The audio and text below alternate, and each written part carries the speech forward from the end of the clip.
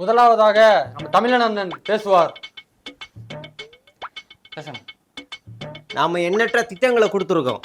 அதுல முக்கியமானது மகளிருக்கு 1000 ரூபாய் இல்லையா? எல்லாருக்குமே இன்னைக்கு 1000 வருது. எந்த நம்மளை பார்த்து காப்பி அடிக்கிறாங்க எல்லாரும்.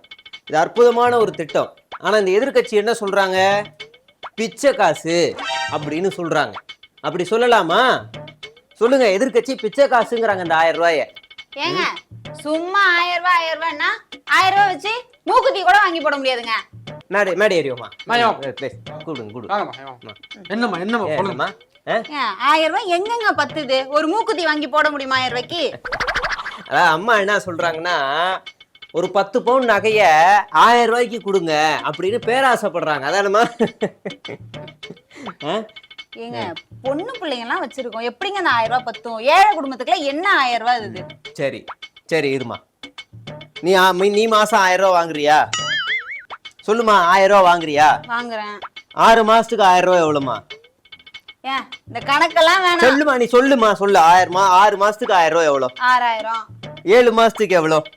7000. 8 மாசத்துக்கு எவ்வளவு? 8000. இருமா, கொஞ்சம் முறைக்காத, ஃப்ளோல போறல.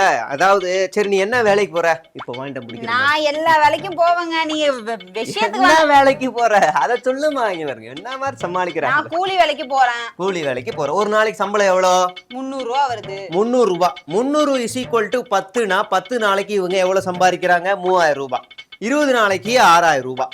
9 30 நாளைக்கு 9000 ரூபாய்.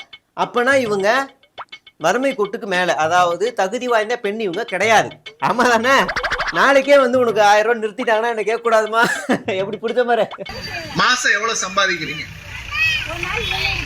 ஒரு நாளைக்கு 300 ரூபாய் அவங்க சம்பாதிக்கிறாங்க. ஒரு நாளைக்கு 300 ரூபாய். 30 நாளைக்கு எவ்வளவு? 9000 ரூபாய். 9000 ரூபாய் நீங்க சம்பாதிக்கிறீங்க இல்லையா? ஆமா தானே? ஏன்னா 1000 ரூபாயில வந்து ஸ்லாப் இருக்கு, இவ்வளவுதான் வருமானம் இருக்கணும்னு. நீங்க தான் சொல்றீங்க 9000 ரூபாய் சம்பாதிக்கிறேன். நாளைக்கு நிப்பாட்டினா என்னைய கேட்க கூடாது.